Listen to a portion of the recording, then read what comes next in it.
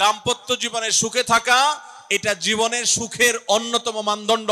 যার দাম্পত্য জীবনে সুখী না, সে অনেক সম্পদশালী হতে পারে, অনেক প্রভাবশালী হতে পারে, অনেক পদের অধিকারী হতে পারে, অনেক বড় দায়িত্বশীল হতে পারেন, অনেক বড় নেতা হতে পারেন, অনেক বড় পরিচিত পপুলার মানুষ হতে পারেন, তিনি সুখী না। সুখের অন্যতম বড় একটা প্যারামিটার হলো দাম্পত্য জীবনে সুখী হওয়া, স্বাচ্ছন্দ্যশীল হওয়া। টাকা পয়সা এবং সামাজিক অবস্থান দিয়ে মানুষ সুখী হয় না। আমাদের কাছে অনেক মানুষ এসে চোখের পানি ফেলেন, তাদের সামাজিক অবস্থান অনেক মজবুত, কিন্তু তারা পারিবারিকভাবে সুখী নন। সুখের সাথে এই টাকা পয়সা এবং সামাজিক অবস্থানের সম্পর্ক আপনি যতটা আছে মনে করেন, বাস্তবে ততটা নাই। তাহলে কিসের সম্পর্ক? আসুন আমরা সেই জায়গায় চলে যাই। নাম্বার 1, আপনার দাম্পত্য জীবনের সুখের জন্য সর্বপ্রথম এবং প্রধান করণীয় হলো আল্লাহ তাআলার কাছে অনেক আগে থেকে দোয়া করতে থাকা। দাম্পত্য জীবনের সুখের জন্য দোয়া কিভাবে করতে হবে আল্লাহ শিখিয়ে দিয়েছেন।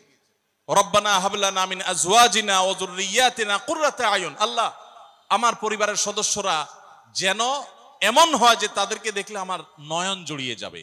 ওয়াজআলনা লিল মুত্তাকিনা ইমামা। আর আমাদের সবাইকে, গোটা পরিবারকে আপনি মুত্তাকিদের ইমাম বানায় দেন, সৎ মানুষ বানায় দেন। কারণ সৎ যদি না হয়, আল্লাহভীরু যদি না হয়, তাহলে কখনো তাদের মাধ্যমে আপনি সুখ শান্তি পেতে পারেন না। তাহলে প্রথম করণীয় দাম্পত্য জীবনের সুখের জন্য, সুখী দাম্পত্যের জন্য আল্লাহর কাছে দোয়া করতে থাকে। সূরা ফুরকানের ৭৪ নম্বর আয়াত, এর পাশাপাশি আরো যত আয়াত আছে, অথবা সাধারণভাবে আপনি আল্লাহর কাছে, আল্লাহ আমি ভালো সঙ্গী যেন পাই সেজন্য দোয়া করতে থাকবো। আল্লাহ আমাদেরকে তৌফিক দান করুন। দাম্পত্য জীবনের সুখের জন্য দ্বিতীয় গুরুত্বপূর্ণ বিষয় হলো জীবন সঙ্গীর সঙ্গে নির্বাচন করার ক্ষেত্রে অন্য যাই থাকুক আর না থাকুক, ধার্মিকতা আছে কিনা এটা দেখতে হবে। এটা যদি দেখেন তাহলে সেক্ষেত্রে ইনশাআল্লাহ আপনি সুখী হবেন। এখানে মুশকিল হলো আজকাল মেয়েদের বোরকা পরলেই মনে করা হয় ধার্মিক, ছেলেরা নামাজ পড়তেছে মনে করা হয় ধার্মিক।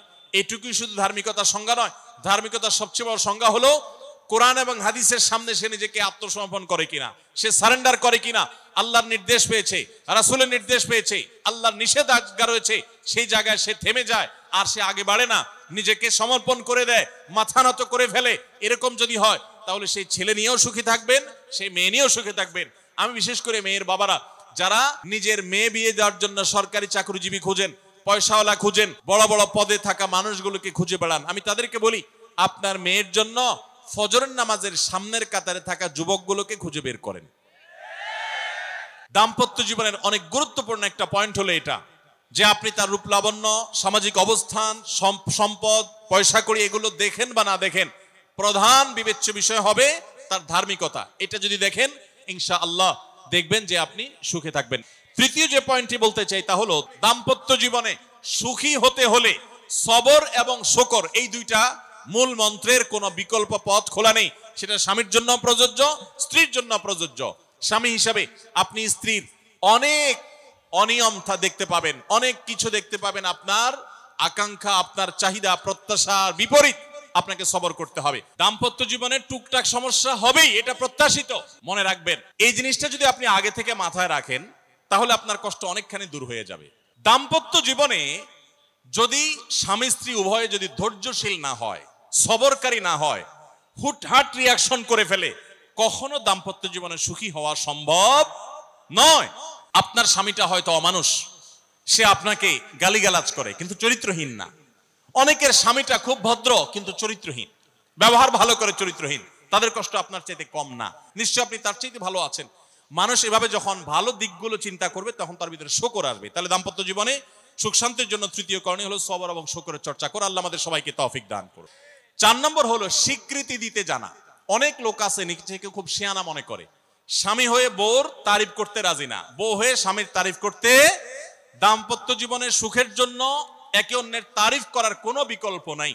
এই জন্য দাম্পত্য জীবনে সুখ শান্তির জন্য একে অন্যকে ভালোবাসা, প্রশংসা করতে জানা, বিশেষ করে স্বীকৃতি দিতে জানা, ভালো গুণগুলোর কথা বলা, এটা হারিয়ে গেছে। অনেকে মনে করে যে না, ভালো গুণ বললে মাথায় উঠবে, এটা ভুল।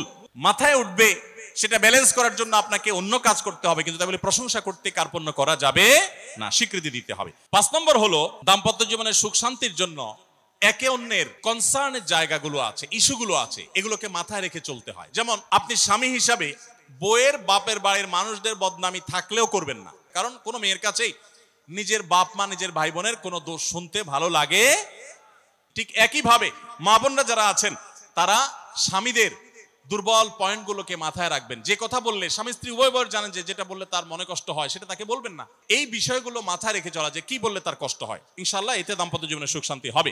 এর পাশাপাশি 6 নম্বর হলো সময় দেওয়া। আজকাল দাম্পত্য জীবনের সবচেয়ে বড় সমস্যা হলো, তরুণ বন্ধুরা ভালো করে শুনে রাখেন, বিয়ে যারা করবেন ভবিষ্যতে আরো ভালো করে শুনে রাখেন, এই মোবাইল ফোন আমাদের দাম্পত্য জীবনকে ধ্বংস করার অন্যতম কারণ। অতএব আল্লাহর ওয়াস্তে মোবাইলগুলোকে নিয়ন্ত্রণ করেন, মোবাইলগুলোকে নিয়ন্ত্রণ করেন। বাসায় ঢোকার আগে মোবাইলের গলা চিপে বন্ধ করেন, এরোপ্লেন মুড করেন, ফ্যামিলিকে একান্তে কিছু সময় দেন। যত অশান্তি এবং যত ঝগড়া, যত ভুল বোঝাবুঝি আমাদের ফ্যামিলিগুলোতে হয়, এর অন্যতম প্রধান কারণ হলো এই মোবাইল এডিকশন, মোবাইল আসক্তি। স্বামী বলেন স্ত্রী বলেন উভয় একান্তে স্বামী স্ত্রী বাসা বাড়িতে তো অবস্থান যতদিন করবেন, ব্যবসা বাণিজ্য কাজ কাম আল্লাহর হস্তে, এগুলো সব জমা রেখে তারপর স্বামী স্ত্রী এক অন্যকে সময় দিবেন, ইনশাআল্লাহ দাম্পত্য জীবনের সুখ শান্তি আসবে। 7 নম্বর পয়েন্ট হলো অন্যের সুখের মিথ্যা গল্প শুনতে যাবেন না। যে অনেক মহিলা এসে বলবে, ভাবি আপা কি বলবো আর, আপনার ভাই এত কেয়ারিং, কি যে যত্ন করে আমারে, আমার দিক খুব খেয়াল রাখে, একটু সমস্যা হতে দেয় না, বাইরে গেলে একটু পর পর ফোন দিয়ে মেসেজ দিয়ে খবর নেয়। বুঝবেন যে সাক্ষাৎ শয়তান হাজির হয়ে গেছে। এই লোক হয়তো সৎ উদ্দেশ্যে বলছে, কিন্তু শয়তান তাকে দিয়ে বলাচ্ছে আপনাকে অশান্তিতে ফেলার জন্য। মনে রাখবেন তাদের সংসারে এমন এমন অশান্তি হয় যেগুলো হয়তো আপনাদের হয় না, শুধুমাত্র শয়তান ওইগুলো আপনার সামনে হাজির করছে। খবরদার, ওইগুলো দেখে খুব সহজে একে অন্যের প্রতি জাজমেন্ট করতে যাবেন না। 8 নম্বর, ক্ষমা করতে শেখা। দেখুন, ক্ষমা করতে না পারলে দাম্পত্য জীবনে কেন, কোন জীবনে আপনি কখনো সুখী হতে পারবেন না। আপনি যদি বলেন যে কতবার ক্ষমা করব, যতবার আপনি আল্লাহর কাছে ক্ষমা আশা করেন, আপনি আপনার স্ত্রীকে, আপনি আপনার স্বামীকে, আপনার জীবন সঙ্গীকে, যে কোনো মানুষকে ততবার ক্ষমা করবেন। আপনি জীবনে একই পাপ কতবার করেন, আল্লাহ মাফ করবেন আশা করেন না, তাহলে আপনার আল্লাহর বান্দাকে কেন আপনি ক্ষমা করবেন না? বিধায় ক্ষমা করা এটা শিখতে হবে। আল্লাহ তাআলা ক্ষমাশীল মানুষদেরকে ভালোবাসেন, বিধায় আমরা ক্ষমা করতে শিখবো ইনশাআল্লাহ। 9 নম্বর হলো শয়তান যে সমস্ত জায়গাতে ধোঁকা দেয়, এই জায়গাগুলোকে ক্লিয়ার রাখা। যেমন একটা পয়েন্ট বলি, স্বামী স্ত্রীর মধ্যে কিছু কিছু জিনিস প্রাইভেট থাকতে পারে। আপনার স্ত্রী আপনার শ্বশুর বাড়িতে ফোনে কথা বলেছে, কি বলেছে, আম্মা তোমার সাথে কি বলেছে, তোমার আব্বা কি বলেছে, তোমার ভাই কি বলেছে, ব্যক্তিগত বিষয়গুলো খুব বেশি খোঁচাখুচি করে জানতে যাবেন না। এগুলো জানতে গেলে অশান্তি হবে। অনেক সময় দেখা যেতে পারে কোনো কিছু দেখে আপনার সন্দেহ হয়েছে, তাহলে এটা পেটের ভিতর রাখবেন না। আবার খারাপ ভাবে উপস্থাপন না করে সুন্দরভাবে উপস্থাপন করুন যে আমার কাছে এরকম মনে হয়েছে, তাতে সাময়িক ঝগড়া হোক, কিন্তু আপনি ক্লিয়ার হয়ে যাবেন এবং নিজেদের মধ্যে কোনো ঝামেলা থাকবে না। শয়তান বিশেষ করে ওয়াসওয়াসা, কুমন্ত্রণা, সন্দেহের রোগ দিয়া দাম্পত্য জীবনে সবচেয়ে বেশি অশান্তি তৈরি করে। এজন্য সন্দেহকে কোনো স্থান দিবেন না। যখনই সন্দেহ আসবে বুঝবেন যে শয়তান এটা সৃষ্টি করছে। সর্বশেষ 10 নম্বর হলো শাসন করার যদি কখনো দরকার হয়, স্বামী হোক আর স্ত্রী হোক বা সাধারণ মানুষের ক্ষেত্রে এটা প্রযোজ্য, রাগের মাথায় কখনো শাসন করবেন না। শাসন করতে হলে মাথা গরম হয়ে গেছে একটু সবর করবেন, ঠান্ডা মাথায় শীতল মাথায় তারপরে শাসন করবেন। যখন রাগ উঠছে তখন কিছু বলতে যাবেন না। আপনার রাগ উঠছে আজকে, আপনি নিয়ত করেন আগামী 24 ঘন্টা পর এটার আমি বিচার করব, একটা বিহিত করব, এটার আমি কিছু একটা করে ছাড়বো। 24 ঘন্টা টাইম নেন, ইনশাআল্লাহ আপনি নিশ্চিত থাকেন 24 ঘন্টা পর যদি আপনি এটা নিয়ে বসেন, তাহলে আপনার এই বসাটা অনেক বেশি হবে ন্যায়সঙ্গত। এটাতে কোনো প্রকার সীমালঙ্ঘন থাকবে না, রাগের চোটে অন্যায় আচরণ হবে না, জুলুম হবে না, বাড়াবাড়ি হবে না, যথাযথ শাসন হবে। এই জন্য ভাইরা, রাগ যখন হয় ওই টাইমটাতে ঝগড়াঝাটি করতে হয় না। আল্লাহ তাআলা আমাদের সবাইকে সুখী দাম্পত্য জীবন নসিব করুন, বলুন আমিন।